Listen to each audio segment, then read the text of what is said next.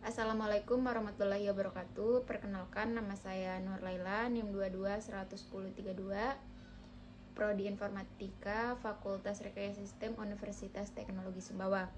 Nah, jadi pada kesempatan kali ini saya akan menjelaskan bagaimana cara membuat suatu sistem informasi dengan menggunakan framework Laravel.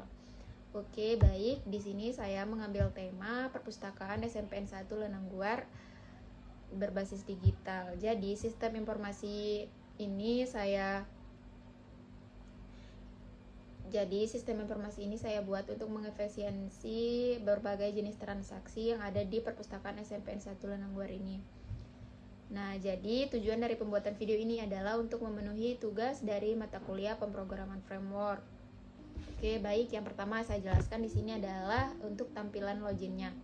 Nah, jadi login ini bisa diakses oleh petugas atau admin dari perpustakaan SMPN 1 Lenangguar. Oke, saya coba akses. Jadi untuk mengaksesnya, teman-teman harus memasukkan email dan sandinya. Jadi sandi dan email ini sudah didaftarkan sebelumnya di database-nya.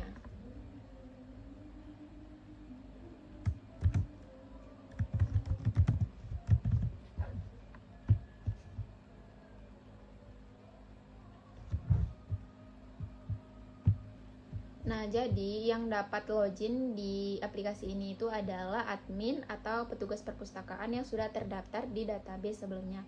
Jadi, kalau misalkan teman-teman belum memasukkan atau belum mendaftarkan, dia tidak bisa mengakses atau masuk ke dalam dashboardnya. Jadi, misalkan kalau yang akses itu siswa atau non-siswa, dia tidak bisa.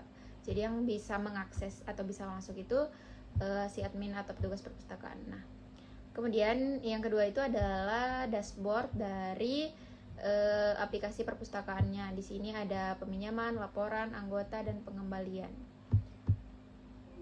Nah, jadi di dashboard ini ada logo. Di sini teman-teman bisa menyesuaikan ya. Semisalkan nanti teman-teman mengangkat judul atau tema yang berbeda dengan saya. Di sini ada perpustakaan SMPN 1 Lenangguar, saya singkat saja LG atau dikenalnya.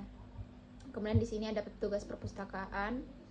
Nah, yang kedua itu ada database. Nah, di database ini ada buku, siswa, non-siswa, dan petugas. Nah, jadi di database buku ini teman-teman bisa menambahkan buku atau di sini ada fitur tambah buku baru. Ya, tujuannya untuk menambahkan data buku atau buku baru yang masuk. Di sini ada kode buku, nomor WDC, judul penerbit, pengarang, dan tahun terbit. Kemudian ketika klik simpan, dia akan muncul di bagian sini. Di sini ada fitur edit dan hapus. Di sini ada fitur search atau pencarian ya. Ketika teman-teman misalkan di sini jumlah bukunya mungkin lebih dari 100 atau sekian, bisa dicari di sini agar lebih memudahkan.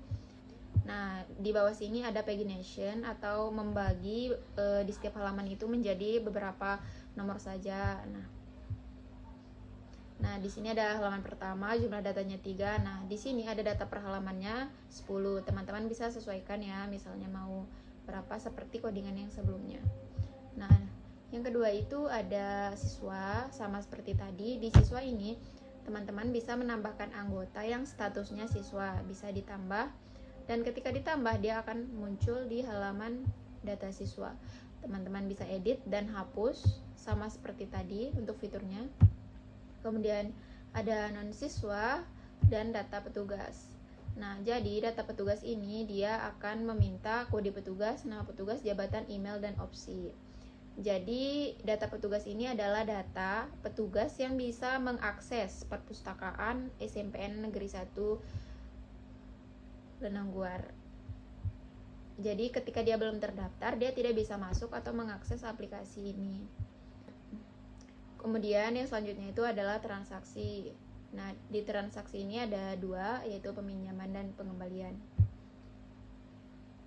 Nah, jadi di data peminjaman buku ini adalah segala bentuk peminjaman yang telah dilakukan sebelumnya oleh baik itu anggota maupun non-anggota, dia akan tercantum di sini. Nah, ketika ada peminjaman yang baru dilakukan, dia bisa mengklik tambah peminjaman buku.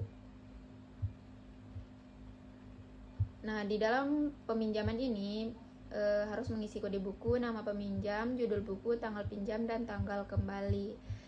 Nah, kemudian ada pengembalian. Nah, jadi di pengembalian ini adalah proses pengembalian buku yang telah dipinjam sebelumnya.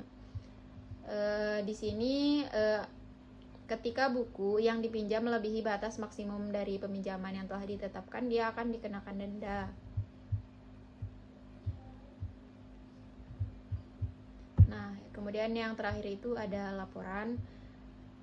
Oke, baik. Nah, jadi di buku ini adalah laporan data buku di perpustakaan SMPN 1 Lenangguar. Nah, di sini ada fitur untuk cetak buku sama dengan siswa, juga terusan siswa dan peminjaman, dan juga pengembalian buku.